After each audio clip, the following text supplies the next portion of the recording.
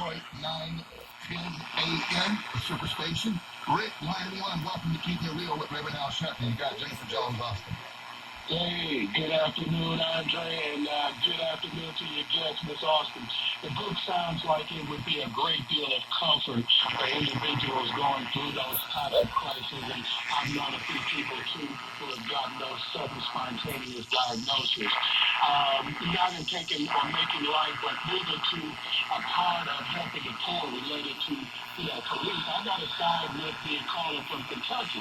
I think that early intervention to correct the police contact experiences are necessary. I think just like they use the broken window pane theory, policing, we need the broken cop theory as far as the police in our community are concerned.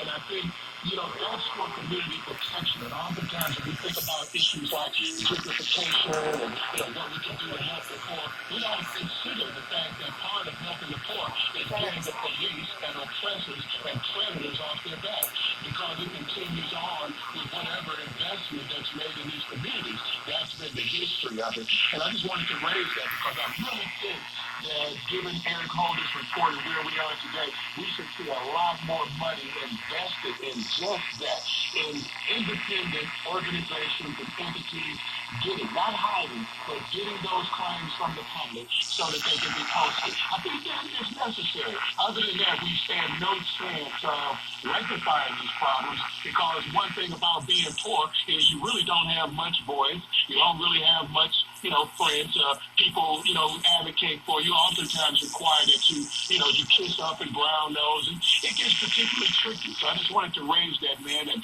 say that Make3.com has been, out on those issues trying to get those individual claims and experiences, because it's as though we're invisible until a news camera comes up, and it's never to solve our problem. It's generally to justify unrest, and that's terrible. So thanks a lot, Andre, and your guests. Thank you.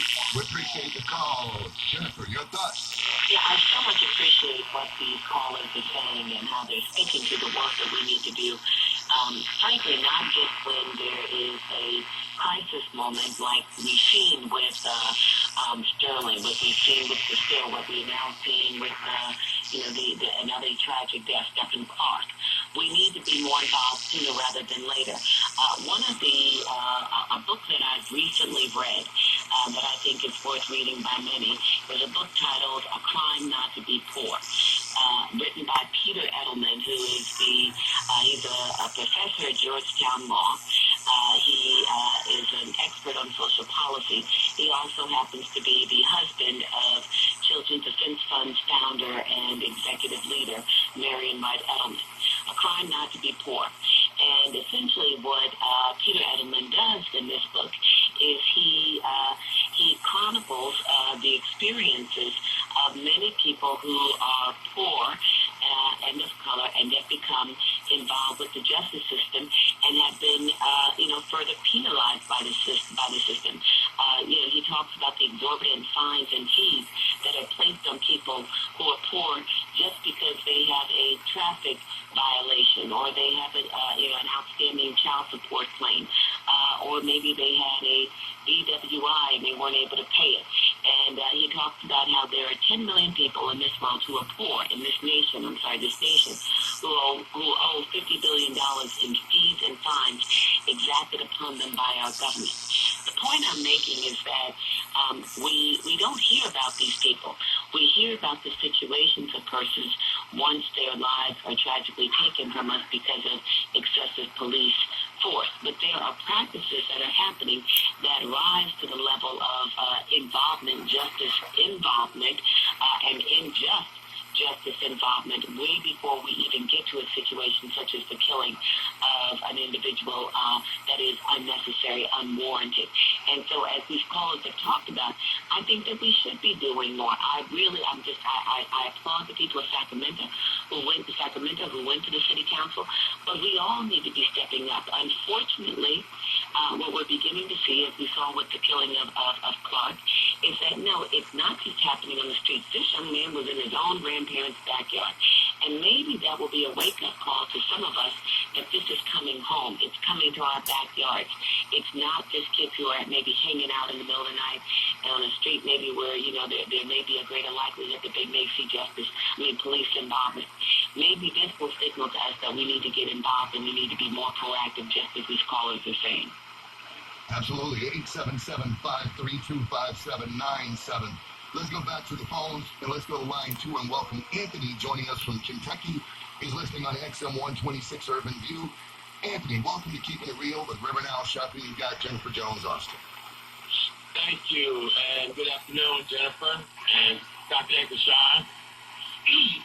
First, I want to say I'm just so thankful for all of you, all our brilliant minds and hearts and compassionate hearts that are addressing all these issues that we're still having, basically from the 1600s. I'm going to do my best to try and share what my take is on this thing. I happen to be a truck driver. I've been listening to Sirius XM radio now for about 12 years. And I thought about something last week. If I was taking notes of all that I've heard, Dr. Eggleston, Reverend Al Sharpton, and all of our other leaders in this family, if I was taking all the notes and put all them notes together that I've listened to for 12, 13 years, my conclusion was this. We are in the 1600s. If we move fast forward to the last 2 years back there when they said we wanted to take our country back, of course, most of us may realize they meant back to the 1600s or 1800s.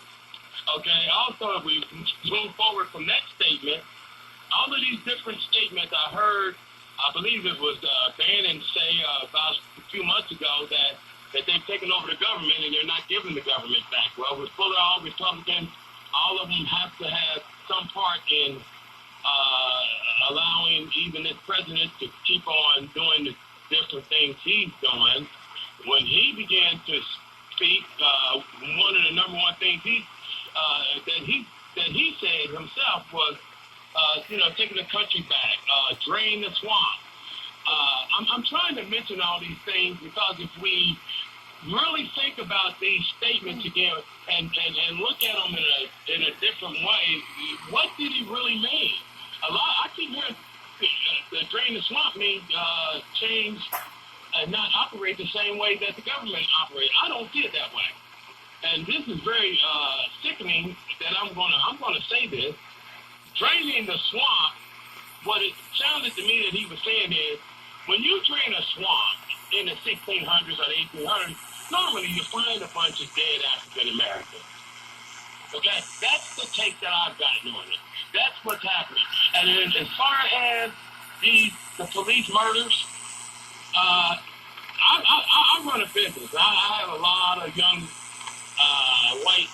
white men that work for me. I had one of them one day showed me a text message that stated that this text message was being sent out today. You get a free murder. It had to be being sent out to police officers. Well, I considered it. Well, that's something that I would think that it probably is true. They're doing that. Okay, and then just on the tail of this last court case where the officers were acquitted again, the same day or the day before, here we once again sadly lose another one of our family members, the 22-year-old. It's and then the last of this is this. It's bringing the people we have, and I'm particularly talking about